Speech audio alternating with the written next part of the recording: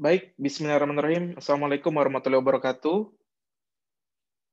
Waalaikumsalam. Waalaikumsalam warahmatullahi wabarakatuh. Oke, hari ini kita masih belajar tentang data mining klasifikasi. Temanya juga masih sama seperti kemarin. Kita ingin menggrupkan atau mengelompokkan data yang akan kita predik apakah dia masuk ke kelas 1, kelas 2, atau kelas N. Tergantung jumlah kelasnya seperti apa. Nah, kalau kemarin kita menggunakan algoritma naive Bayes, di hari ini kita akan menggunakan dua algoritma.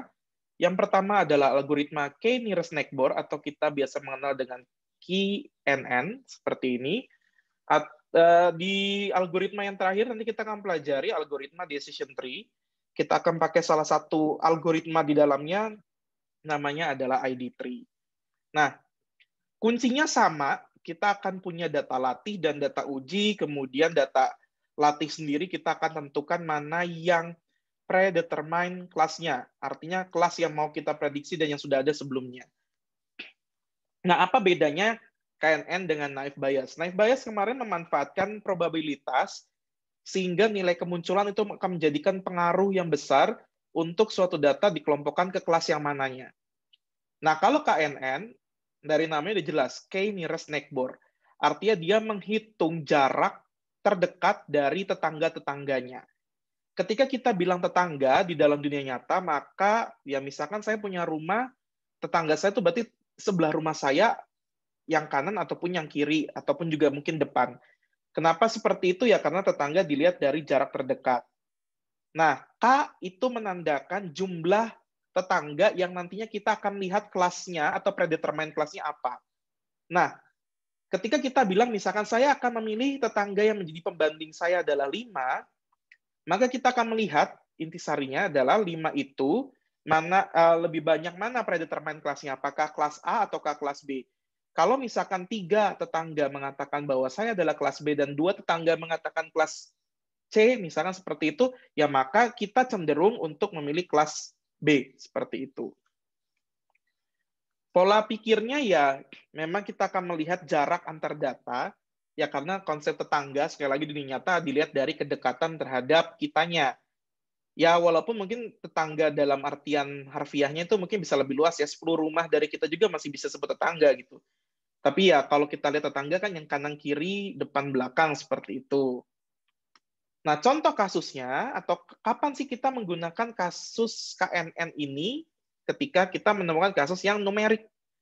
Jadi sekali lagi, karena kita akan menghitung jarak data, nah berarti datanya pun juga harus numerik. Bagaimana dengan data yang kayak kemarin, yang tidak numerik? Misalkan kayak umurnya tuh sedang, tinggi, rendah, atau segala macam. Nah, itu bisa nggak dipakaikan KNN? Ada caranya, artinya kita bisa kuantifikasi nilai dari atribut yang sifatnya string atau yang bukan numerik seperti itu. Nah, kalau kondisi seperti ini, contoh saya punya kasus ada jarak tiang, kedalaman pondasi, lama pembangunan yang rekan-rekan juga sudah bisa lihat sekarang di LMS. Kemudian ada predetermine kelasnya cepat roboh, ada jawabannya ya atau tidak, berarti kita pakai 2 kelas di sini, ada tidak dengan ya. Lalu saya diminta untuk memprediksi jarak tiang 7, kedalaman pondasi 3, dan nama pembangunan 4 itu kira-kira cepat roboh atau enggak ya. Nah, itu yang kita akan prediksi nantinya. Karena di sini kita melihat atribut selain predetermine kelasnya itu numerik, maka kita bisa pakai K-nearest neighbor ini. Caranya adalah, yang pertama kita tentukan dulu parameter K-nya. Tadi saya sudah bilang K itu menandakan jumlah pembanding atau jumlah tetangga pembanding yang kita akan jadikan acuan sebagai acuan predetermine kelasnya. Apa maknanya nanti kita akan lihat ya di akhir. Nah, dalam kasus ini saya tentukan 3. Lalu saya kasih catatan juga, nilai K ini saya sarankan ganjil. Kenapa ganjil? Ya supaya nilainya tidak seimbang nantinya. Contoh kalau rekan-rekan di sini milihnya 4, 2 tetangga itu mengatakan ya, dan 2 tetangga mengatakan tidak, maka kan teman-teman akan bingung, ini 2 ini 2 mengatakan ya atau 2 mengatakan tidak, saya cenderung ke ya atau ke tidak. Nah, itu kan akan galau lagi nantinya. Nah, kenapa ganjil ya? Karena kalau kita pilih 3, itu kan pasti ada salah satunya yang tidak sama dengan salah satu lainnya gitu. Nah, itu yang membuat nantinya kelas menjadi lebih mudah diprediksi dan tidak galau kita memilih antara predetermined kelas 1 atau predetermined kelas ke N, tergantung jumlah kelasnya berapa. Oke, nah untuk menghitung jarak antar data, nanti kita pakai Euclidean distance. Ini sebetulnya bukan rumus yang apa ya, bukan rumus yang aneh lagi, karena Bapak Ibu sudah belajar ini di SMP kalau tidak salah, yaitu untuk menghitung jarak antar titik. Menghitung jarak antar titik kan rumusnya begini. Nah, ini Euclidean distance, nanti pakai seperti ini.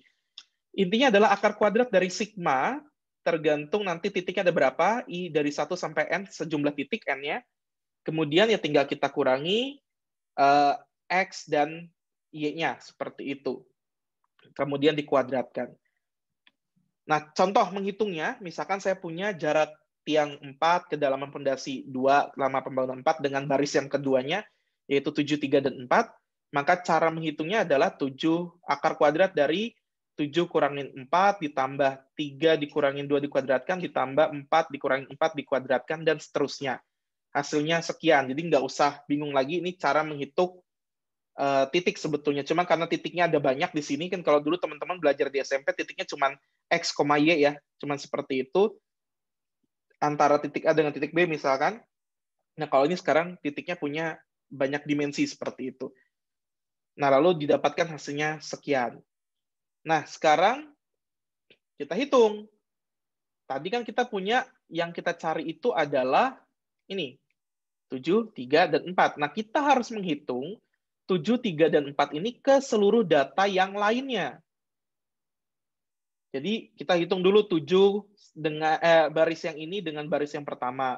Seterusnya aja sampai nanti baris terakhir di data trainingnya, sampai 5, 5, dan 3 ini seperti apa. Nah, di sini saya sudah bantu menghitungkan. Hasilnya sekian. Nah, dari hasil ini, nanti teman-teman juga bisa cek lagi perhitungannya, siapa tahu saya ada yang salah. Hasilnya saya simpan di sini, jarak Euclidean-nya, biar mudah. Hati-hati, data yang mau diprediksi tidak diikut sertakan ya, karena kan ini memang data trainingnya seperti ini. Nah, kemudian kalau sudah seperti itu, kita harus urutkan secara descending. Descending itu, bisa descending atau bisa ascending, terserah saja. Yang penting kita akan mencari 3 tetangga yang paling dekat. Definisi paling dekat berarti yang jaraknya paling kecil. Berarti saya paling gampang mengurutkan data dari yang terkecil ke yang terbesar aja, seperti itu. Kalau sudah hasilnya seperti ini, saya mendapatkan mendapatkan jarak Euclidean-nya dari yang paling kecil ke yang paling besar. Nah, selanjutnya karena tadi di awal kita menentukan ada tiga tetangga, maka kita lihat 3 baris yang paling atas. Ya, karena kita pilih yang tadi mengurutkan secara ascending. Nah, berarti ascending itu yang paling kecilnya yang paling atas. Nah, berarti saya pilih yang 625, 825, dan 713. Kalau sudah, saya tandai seperti ini. Nah, sekarang tinggal rekan-rekan lihat di sini, dari 3 tetangganya, mana mayoritas predetermined kelasnya. Apakah dia menuju ke iya atau menuju tidak? Kalau teman-teman lihat di sini, cepat robohnya itu 2 mengatakan iya cepat roboh, sementara 1 diantaranya mengatakan tidak roboh. Oleh karena itu, dengan KNN, maka akan dibilang, tetangga menentukan siapa kamu. Seperti itu prinsipnya. Maka kita melihat di sini yang lebih dominan adalah kelas iya, maka saya bisa katakan bahwa yang tadi kita mau prediksi itu adalah kelas iya. Karena 2 iya dan 1 tidak. Berarti dikatakan cepat robohnya adalah iya. Mudah ya kalau untuk k-nearest neighbor. Kelemahannya, ya tadi datanya harus numerik. Sehingga kalau datanya tidak numerik, berarti harus diubah dulu ke numerik. Tapi ada beberapa data yang tidak mungkin diubah ke numerik, nah itu berarti tidak mungkin pakai k-nearest neighbor. Kemudian yang kedua adalah, kita harus menghitung jarak data yang kita akan predik terhadap seluruh data yang ada. Kebayang kalau datanya ada ratusan ribu, berarti kan komputasi yang dibutuhkan begitu besar. Nah, ini juga yang menyebabkan k-nearest neighbor juga memiliki komputasi yang cukup mahal, seperti itu. Apakah ini bisa digunakan ya bisa gitu, cuman secara komputasi tidak efisien karena datanya ada banyak, lalu kita harus menghitung jarak ke seluruh data yang ada, dan itu cukup pasti memakan banyak komputasi. Komputasi ini hubungannya sama waktu dan ruang ya, teman-teman ya. Oke, kalau seperti itu ya memang lebih mudah ya, secara perhitungan lebih mudah, secara metode pun juga lebih mudah. Oke, sebelum saya masuk ke algoritma ID3, silakan dulu Bapak Ibu yang mau bertanya, saya berikan waktu terlebih dahulu. Silakan.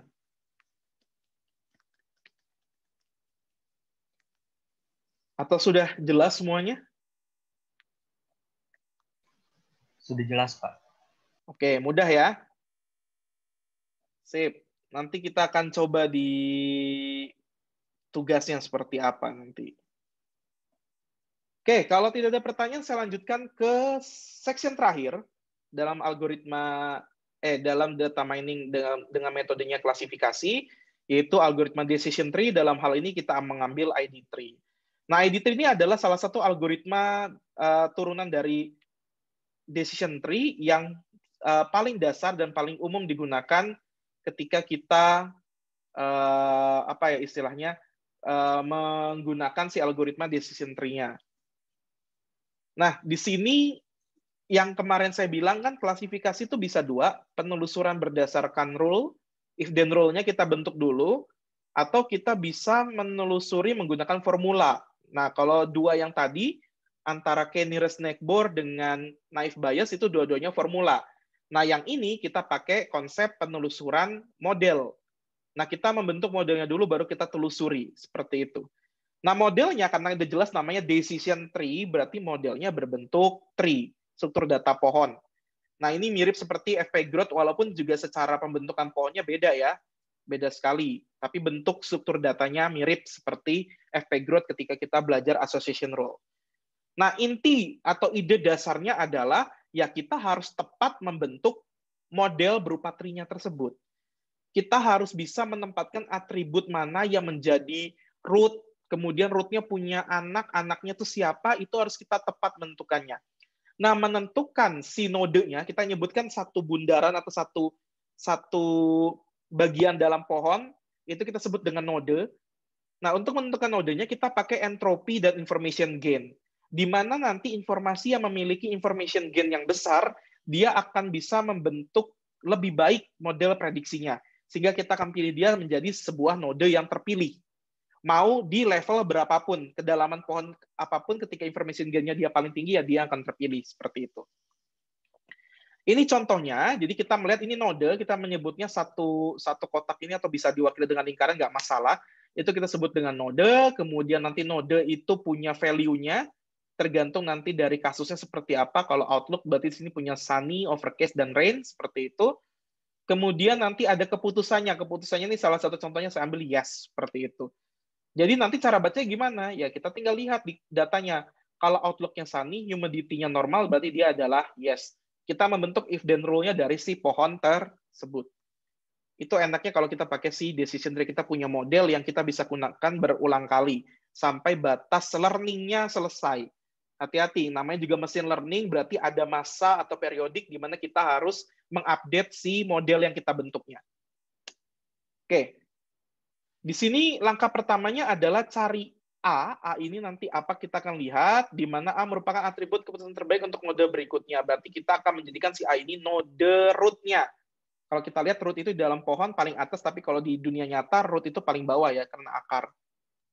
Nah, nanti setiap si node yang kita bentuk itu, kita akan melihat value dari node-node descendant-nya. Descendant nanti yang terusannya, child-nya.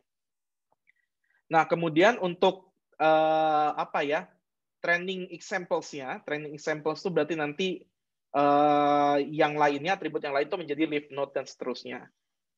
Nah, kemudian selanjutnya kita bentuk if then else-nya seperti ini. Nah, untuk menghitung rumus entropinya, kita pakai rumus ini, sigma dari J sama dengan 1 ke sejumlah K. K itu berarti kelas data. Atau kalau dalam beberapa rumus ditulis dengan C, atau C mewakili kelas, seperti itu. Di mana nanti min P ke setiap kelasnya. kan kelas itu nanti kita lihat lagi berdasarkan predetermined kelasnya. Predetermined kelasnya ada apa? Kalau tadi kita lihat di kasus KNN, ya kelas datanya ada dua, ada positif dan negatif, atau iya atau tidak. Tapi kadang-kadang juga kita bisa multi predetermined class, artinya bisa lebih dari dua, tidak hanya positif negatif, tidak hanya ya atau tidak. Bisa nanti kita punya banyak kelas di predetermined class-nya. Kemudian log 2 dari si probabilitas yang ada di kelas tersebut. Ini masih sama memanfaatkan probabilitas walaupun caranya berbeda. Bapak Ibu, saya yakin sudah baca rumus ini karena saya sudah bagikan slide-nya di 3 hari atau 2 hari yang lalu, saya agak lupa. Nah, nanti kita akan lihat bagaimana cara menggunakan si rumus entropinya, tapi ini penting sekali. Cara menghitung log 2 juga jangan sampai salah lagi, dan saya minta nanti Bapak Ibu bantu menghitung di Excel. Jadi tolong Bapak Ibu, nanti ketika kita masuk ke kasus, Bapak Ibu mengaktifkan Excel, supaya Bapak Ibu bisa membantu saya menghitung si entropi maupun information gain-nya. Nah, di sini saya kasih catatan biar mempercepat perhitungannya saja. Entropi S ini akan bernilai 1 jika antar kelas datanya itu berjumlah sama. Jadi misalkan antara kelas yang ya dengan kelas yang tidaknya jumlahnya 50-50. Nah, itu kita bisa langsung berikan entropi S-nya 1, seperti itu. Kemudian kalau hanya memihak salah satu kelas, misalkan semua kelas datanya ya dan semua kelas datanya tidak, salah satunya aja, maka dia akan diberikan atribut bernilai 1. Bernilai 0, sorry. Seperti itu. Nanti kita akan lihat caranya seperti apa. Nah, ini adalah rumus information gain-nya. Jadi kita harus hitung dulu entropinya, baru kita bisa menghitung information gain-nya. Nilai information gain inilah yang akan menentukan terpilihnya atribut menjadi sebuah node. Kalau information gain-nya tinggi, berarti dia akan terpilih menjadi sebuah node. Nanti kita akan lihat cara menghitungnya seperti apa. Nah, ini saya berikan contoh kasus yang saya sudah sajikan juga di GIS saya. Nanti teman-teman juga bisa mengakses ketika mencoba pemrogramannya menggunakan bahasa R. Nah, sekarang dilihat dulu, ini yang tadi kita akan membentuk pohon seperti yang tadi, kita akan menelusuri satu persatu. Di sini ada day, outlook. Outlook itu berarti penampakan dari harinya, apakah cerah, apakah hujan, atau segala macam. Kemudian temperature, udah jelas temperature-nya ada hot, mild, dan cool. Ada kelembapan tinggi dan normal. Kemudian ada wind berarti kecepatan anginnya ada weak dengan strong. Kemudian play tennis-nya ada no dengan yes. Tentunya semua, sekali lagi, kecuali yang day ini, karena day nggak usah diikut sertakan, karena dia unik, sekali lagi. Semua bisa diprediksi. Tapi kan kalau kita sebagai orang magister sistem informasi, kita harus bisa memilih kira-kira atribut mana yang menjadi predetermined class-nya. Nah, dalam hal ini berarti play tennis ini akan menjadi predetermined class-nya. Ada no dengan yes.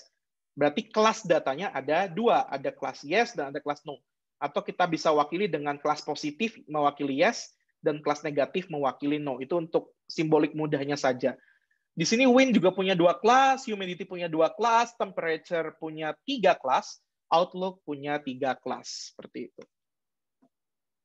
Oke, yang langkah pertamanya adalah kita harus menghitung information gain dari setiap atribut non-predetermined class-nya.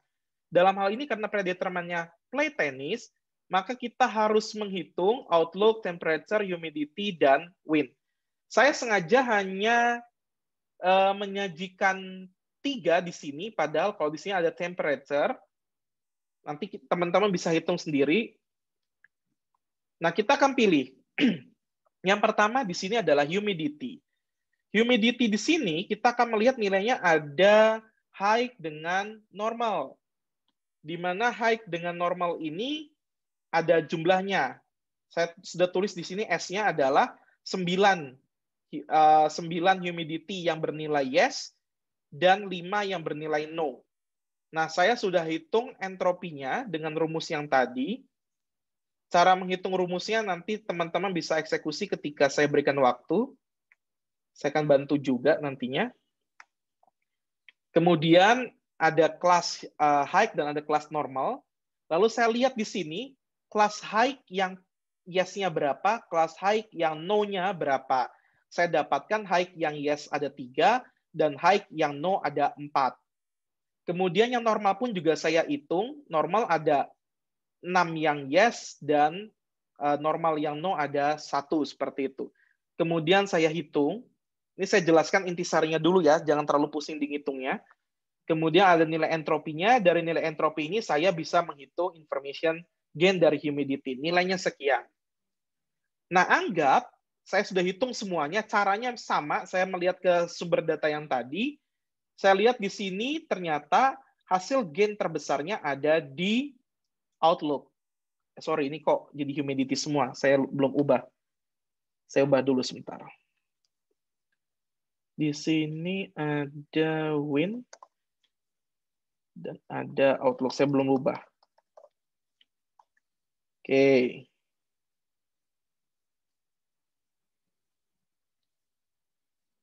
Saya share kembali.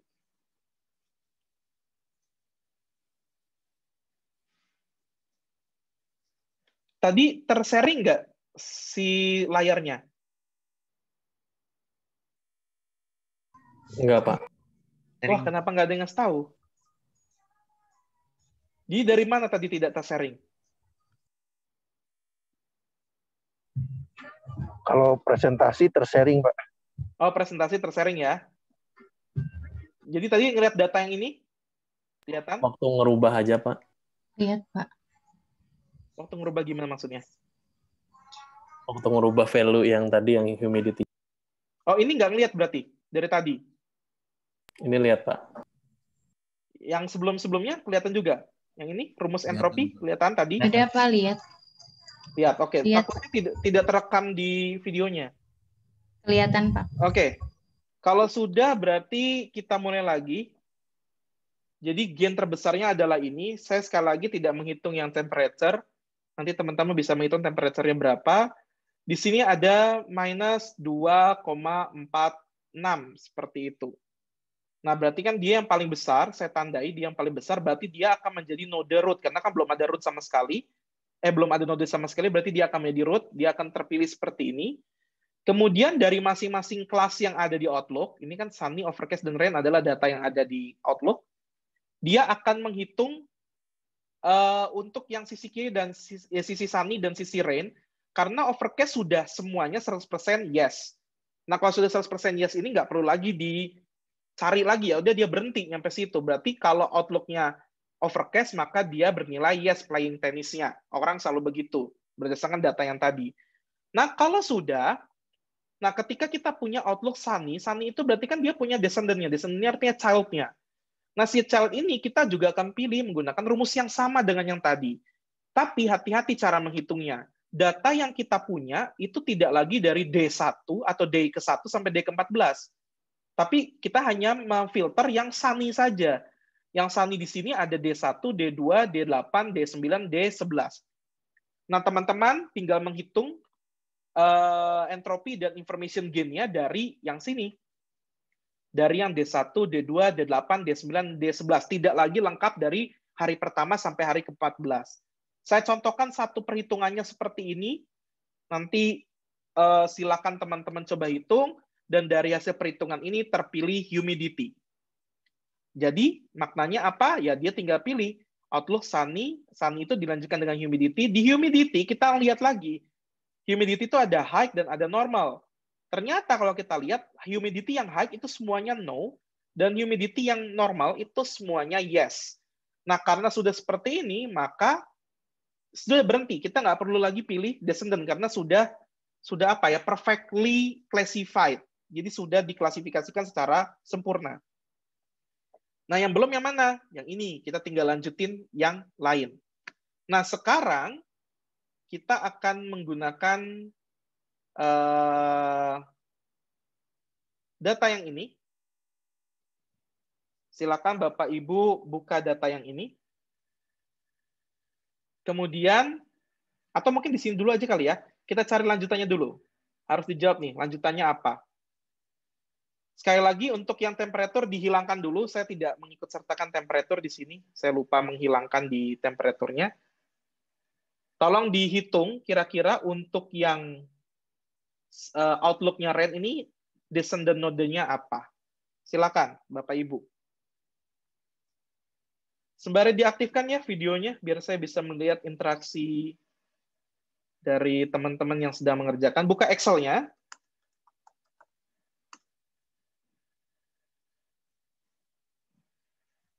Silakan kalau ada pertanyaan dulu, tanya dulu deh. Takutnya ntar belum jelas, tapi udah saya suruh ngitung. Ada pertanyaan, Bapak Ibu?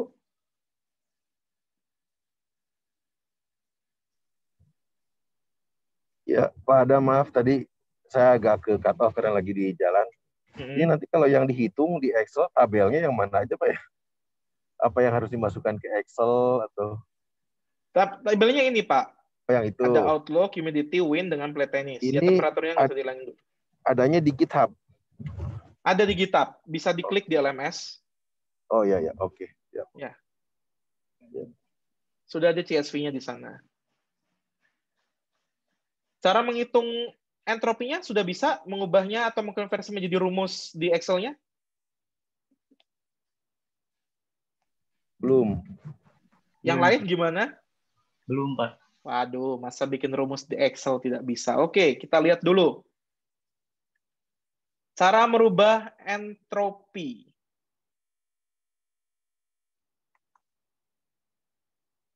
Nih, saya ketikin di Sublime aja deh.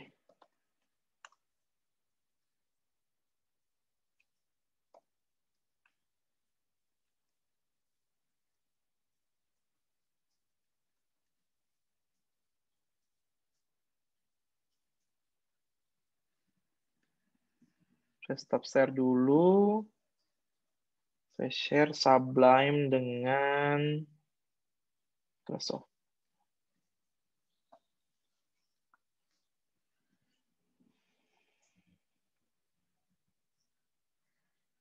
Nah, ini 2/5 ini nanti diganti dengan probabilitasnya ya. Probabilitas ini untuk kelas positif. Ini untuk kelas negatifnya. Jadi jangan dipaste benar-benar 2/5 sama 3/5-nya ini.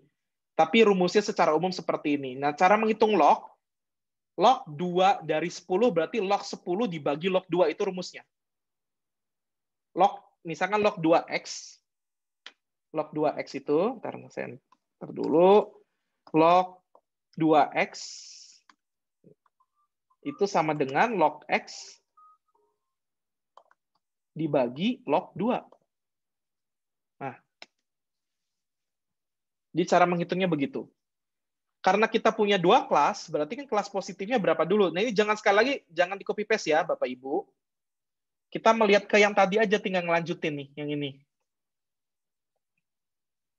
Di sini ada kelas apa lagi yang belum ada? Humidity sudah, berarti tinggal satu lagi sebetulnya, cuman nggak apa-apa kita... Oh, ini nggak bisa dipakai lagi ya. Langsung ini aja deh, kasus yang ini. Kasus yang apakah dia akan diterima di PTN atau tidak. Silakan. Saya juga udah kasih petunjuk sih sebetulnya di sini, cuman saya minta teman-teman menghitung. Nah, ini sebenarnya sudah ada. Yang penting bisa ngitungnya dulu, teman-teman. Ini rumusnya. Kelihatannya rumusnya ya? Jadi sekali lagi hati-hati, ini probabilitas kelas positif, ini minus probabilitas positif.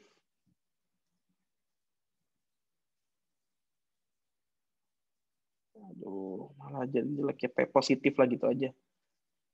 P positif, di sini juga P positif. Hati-hati, ini karena 2 kelas doang. Kalau kelasnya ada 3, ya berarti ada P yang lain. P minus itu artinya kelas negatif, di sini juga P minus. Oke.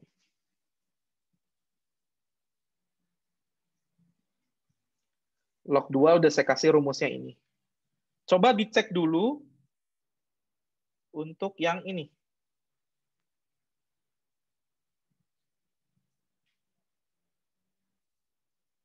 Yang ini nih, psikotes. Anaknya psikotes yang buruk apa? Saya pengen tahu node yang saya tandai ini apa. Kalau bisa jangan lihat ke halaman berikutnya dulu, supaya bisa tahu prosesnya apa. Ini saya stop recording dulu biar tidak terlalu lama ya. Jadi nanti kalau sudah ada jawaban, beritahu saya agar saya mulai dulu recordingnya. Oke, saya berikan waktu untuk beraktivitas, silakan.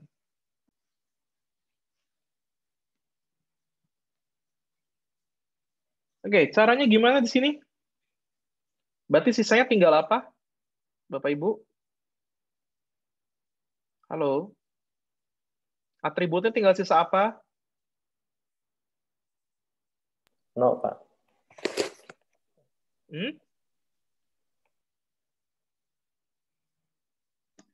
Uan ya. Tinggal sisa lihat cari di sini ada uan dan ada nilai SPMB, betul? Iya. Oke. Sekarang kita hitung. Tinggal hitung nilai SPMB. Nilai SPMB itu datanya ada tinggi dan ada sedang, ada rendah, berarti 3 kelas ya.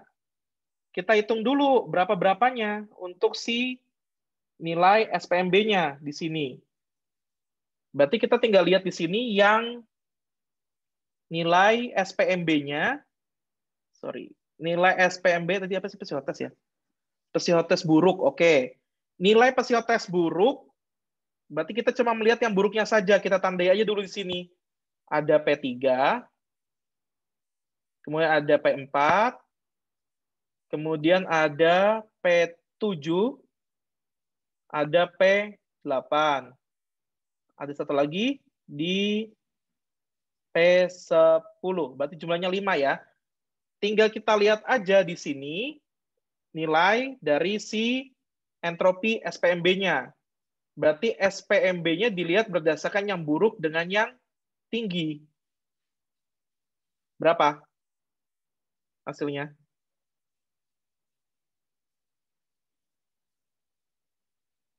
Ini dihitung nggak? Atau cuma pura-pura ngitung nih? Kalau tidak paham, silakan tanya. Saya nggak bisa tahu kalian paham atau enggak kalau kalian nggak nanya. Untuk yang nilai P-nya itu maksudnya nilai jumlah peluang, probabilitasnya itu belum paham, Pak. Apa yang tidak paham, Bu? Yang nilai P-nya itu diambil dari probabilitasnya angka yang mana? Probabilitas, Ibu nggak tahu probabilitas. Contoh saya tanya, di sini ada berapa data? 11 ya? Ada 11 data, betul? Iya. Oke. Saya tanya, SPMB yang tinggi probabilitasnya berapa? 1, 2, 3, 4. 4/11. Itu probabilitasnya. Oh.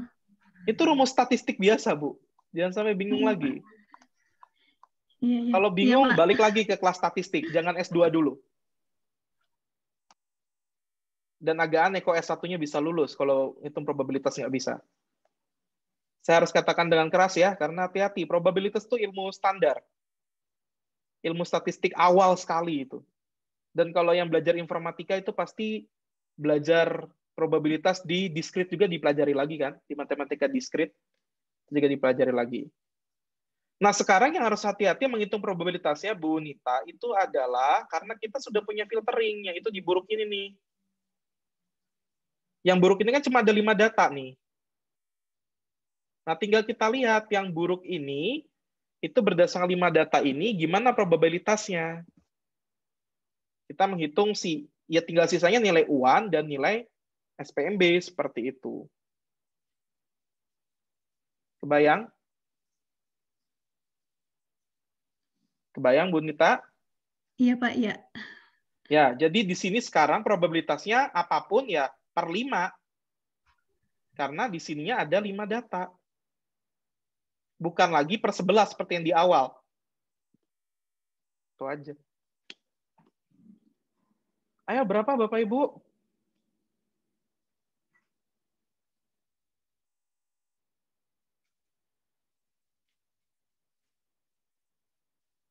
Itu rumusnya udah saya kasih bantuan untuk translate-nya.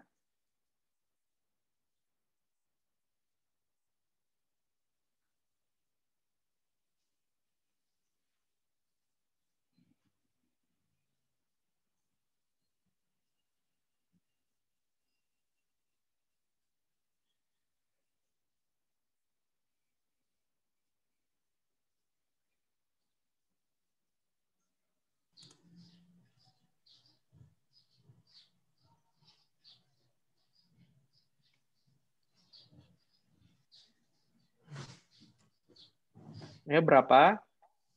Ini saya harus pause recording lagi kalau kelamaan nih. Nah, kalau kita berbicara yang ini, di sini kan psikotesnya itu sudah di apa ya, pecah, ada baik dan ada buruk. Berarti si kelasnya itu semestanya bukan lagi terhadap iya atau tidak di sini diterimanya, tapi justru kita ngelihat ke baik dan buruknya. Di sini baik dan buruk untuk psikotes itu terbagi menjadi 6 dan 5. Nah, di 5 ini berarti jadi semestanya. Jadi entropi yang dilihat itu berdasarkan yang 5 ini. Bapak Ibu. Ini dilihatnya. Berarti rumusnya adalah berapa, misalkan ini untuk yang UAN dulu deh misalkan. Untuk yang UAN itu berarti berapa yang positif dulu? 5. Sorry. Yang UAN tuh ada apa aja sih nilainya? Saya nggak terlalu hafal. UAN itu adanya bagus, cukup, dan kurang. Berapa bagus yang buruk? Kita tinggal cari di sini. Bagus yang buruk berapa?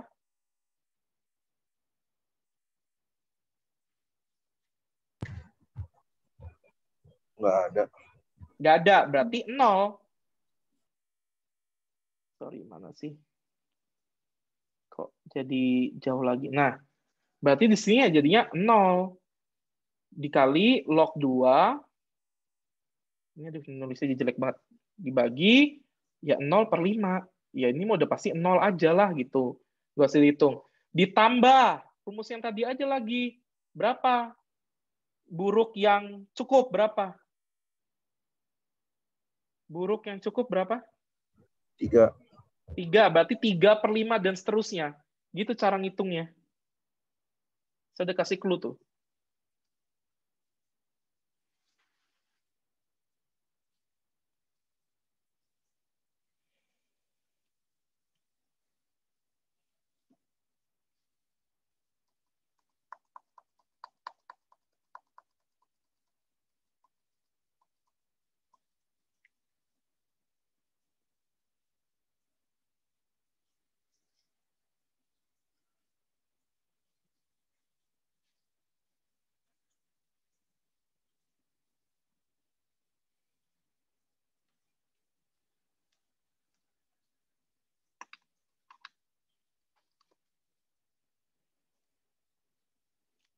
Oke, karena nggak ada tanggapan, mungkin saya akan jadikan tugas saja. Silahkan Bapak Ibu kerjakan. Saya tunggu jawabannya. Ini langsung aja yang ini. Ini tugasnya Bapak Ibu. Silahkan kerjakan pakai decision tree. Dah, itu aja. Biar Bapak Ibu lebih paham. Ya. Dan sesuai pesan saya, lain kali mungkin, ya memang susah ya. Ini karena musim liburan juga saya nggak bisa meminta full ke Bapak Ibu. Cuman ketika saya bagikan slide harusnya sudah dibaca dulu supaya nanti pertanyaannya jadi lebih terarah. Jadi sehingga tidak rugi ketemu dengan saya di sini gitu. Karena kan buang kuota juga pasti dan lumayan 1 jam atau 1,5 jam itu juga menghabiskan kuota. Silakan nanti teman-teman kerjakan di slide terakhir halaman 64 slide-nya. Tolong berikan ke saya jawabannya via grup. Hari ini saya tunggu. Silakan saja. Saya pengen tahu teman-teman beserta entropinya sama information gain-nya lengkap. Jadi saya tidak mau langsung bentuknya decision tree aja. Oke, ada pertanyaan dulu sebelum saya akhiri?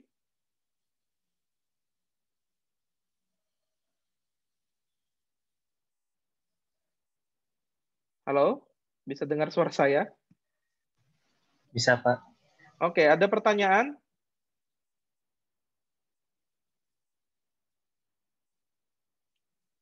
Ya oke, saya rasa Bapak Ibu masih perlu belajar otodidak lagi.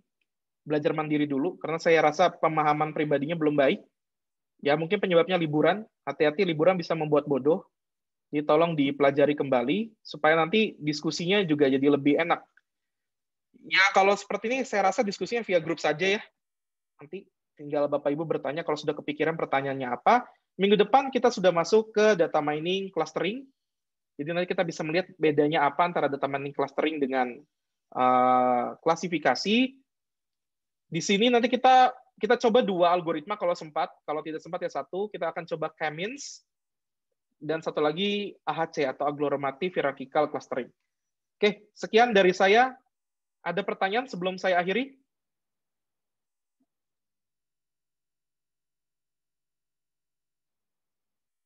Oke, kalau tidak ada, terima kasih Bapak Ibu sudah bersedia hadir. Saya tahu ini berat karena memang lagi liburan tahun baru, tapi kan kalau dilihat di kalender tidak ada cuti bersama ya. Jadi saya tidak menyalahi aturan dan kita tetap masuk di sekarang. Oke, terima kasih Bapak Ibu. Sampai ketemu minggu depan. Assalamualaikum warahmatullahi wabarakatuh. Baik, Pak. Terima kasih, Pak. Waalaikumsalam. Ya, sama-sama.